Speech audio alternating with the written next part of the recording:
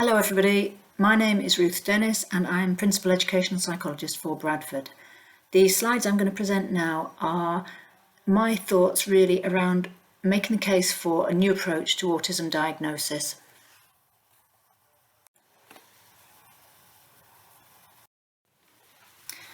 Just to put this in context, I've worked in Bradford now since 2002 and probably over that time I've been involved in at least 4, possibly more, reviews of autism, the autism pathway and managing the diagnostic process.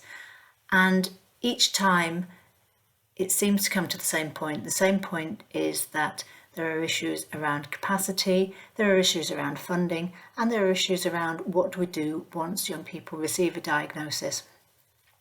And combining this with the increased awareness of autism and other neurodiversity within the city, this seems to lead to an ever-increasing number of referrals for assessment, which then goes back through that cycle of capacity, funding, what to do.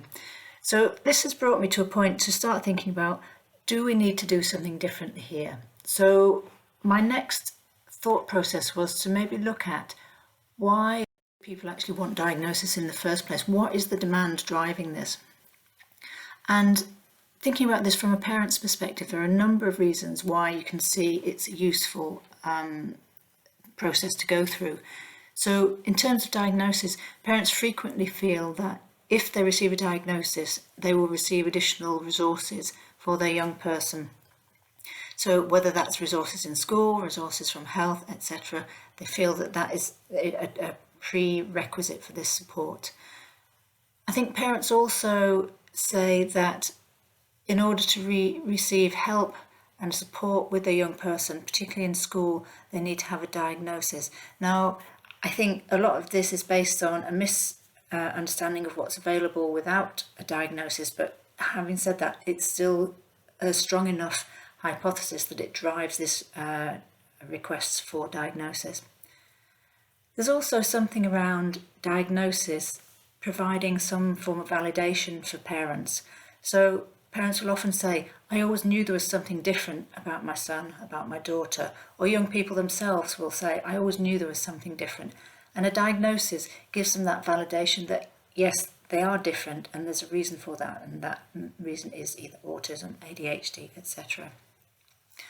And the fourth one there is about exoneration. I think sometimes parents feel a sense of judgment from other people, from other parents, about their child. So if you've got a young person with autism whose behaviour is difficult to manage, parents will feel that they are judged on that, and having a diagnosis helps them to refute that and justify that it wasn't their parenting that caused their child to behave in this way.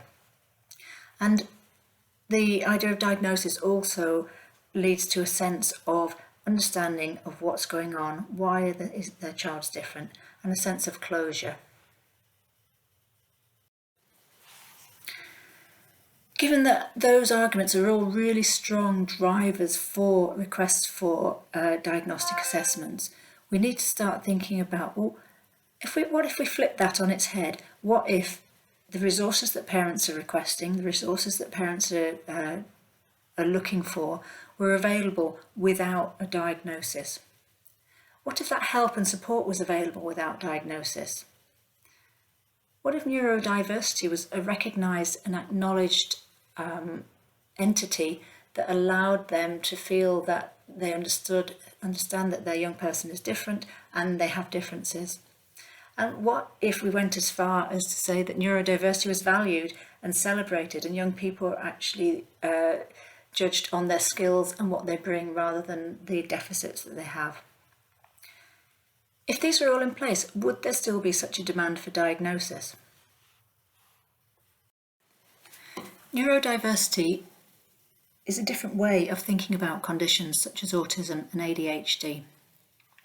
In essence, it sees these conditions as part of a pattern of strengths and needs that we all have, and some people have strengths in different areas, some people have needs in different areas, but none of them are wrong. They're just different variations of the human condition.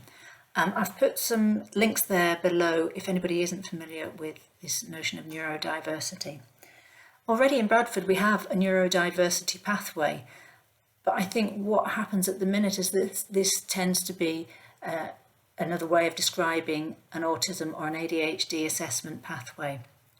Some of the local authorities have taken this a step further, and what they're starting to look at is whether they can build a whole system-wide neurodiversity pathway, which sometimes may lead to a diagnosis, but in lots and lots of cases doesn't need a diagnosis because it accesses the resources and the support without that diagnostic label. So what I want to do is share with you some of the work that Portsmouth have been doing and the journey that they went on. So Portsmouth local authority, including the education services, social care and health, have gone down the pathway of looking at neurodiversity assessment pathway, and which is a co-produced approach to working with young people who have neurodiversity. And if you look at the problem that initiated this piece of work in Portsmouth, you'll find that it's almost identical to what we described at the beginning of these slides. So they cited long waiting times for diagnosis, too much demand outstripping supply, investment skewed to diagnosis, parental dissatisfaction, and the prioritisation of assessment over meeting needs. And I think the match there to the issues that we keep coming back to again and again in Bradford is almost spot on.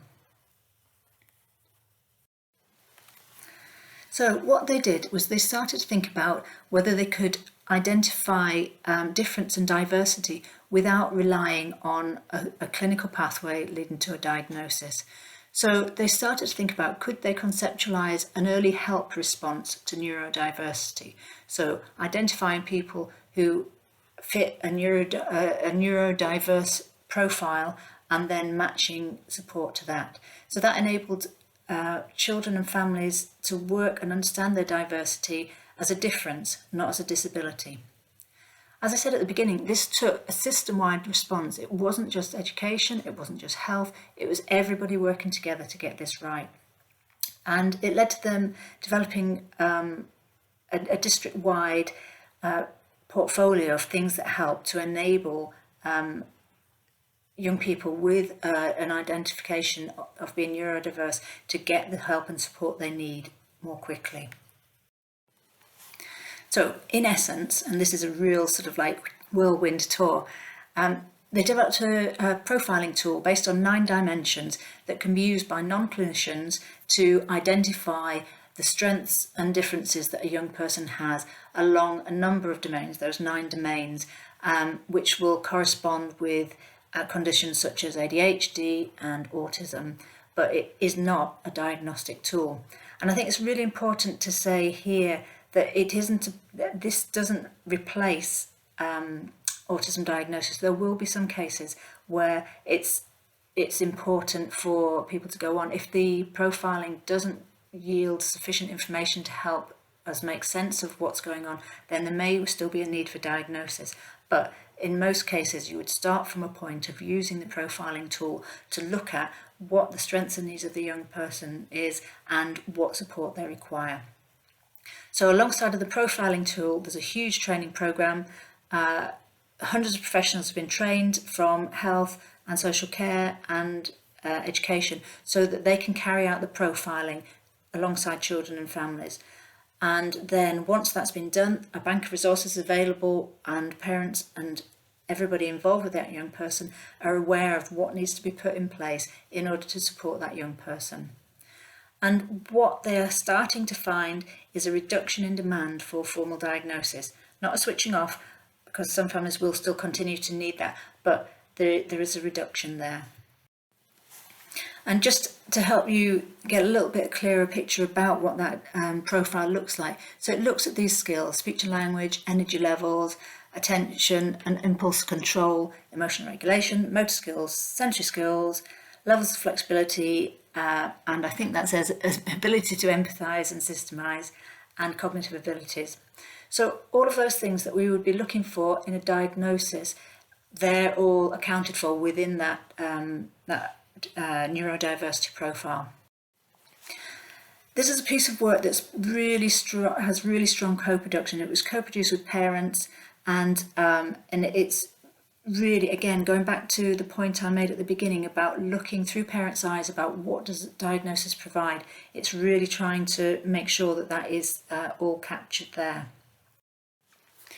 And from that perspective, it does seem to be working. So the feedback from families in Portsmouth is around they've got a better understanding of their child's differences, they feel that things in education are better, and they feel that they're able to meet needs at home more. So there are a strong set of indicators coming from parents that suggest that this is a good, positive way forward for them. So the question is, could this work in Bradford? And key point, I think if it's worked in Portsmouth, there's no reason why it shouldn't work in Bradford. It reduces demand for diagnosis, which would enable us to target our resources more. It meets parent and carer needs, and at a really sort of ballpark level, that if we think about the profiling costing potentially about £300 to carry out a profile, as opposed to the £1,500 approximately that it costs per diagnosis, there's a huge cost saving there, which we could look at in terms of how do we refocus that finance and funding. But there are lots of unanswered questions and lots of things that we need to think about. We need to think about how this aligns to existing projects such as Punch.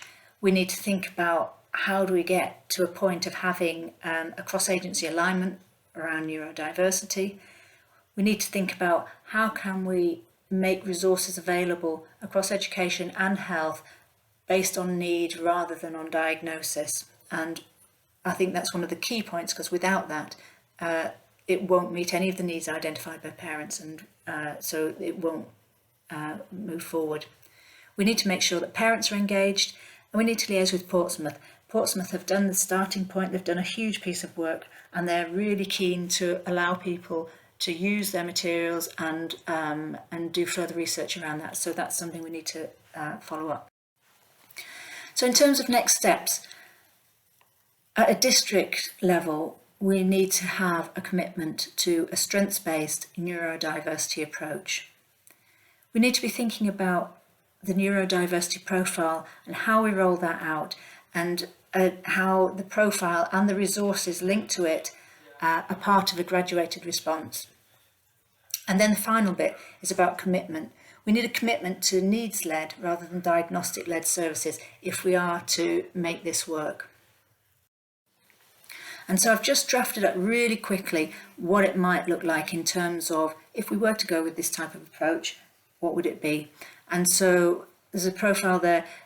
I think first half of next year, the academic year, I'm an education person, always work in academic years.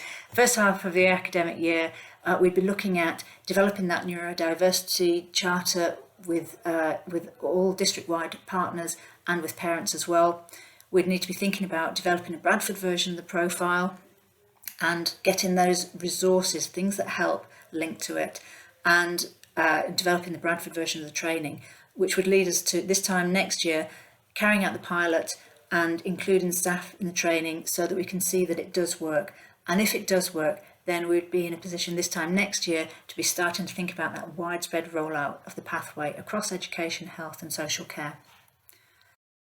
Okay, I'm going to stop there. My intention was to give us an opportunity to think about a different way of looking at autism and autism diagnosis. Hopefully I've done that. Hopefully I've provided you with food for thought. And please, if you've got any comments or any feedback or would like any more information, please contact me, and we'll see where we go. Okay, thank you. Bye-bye.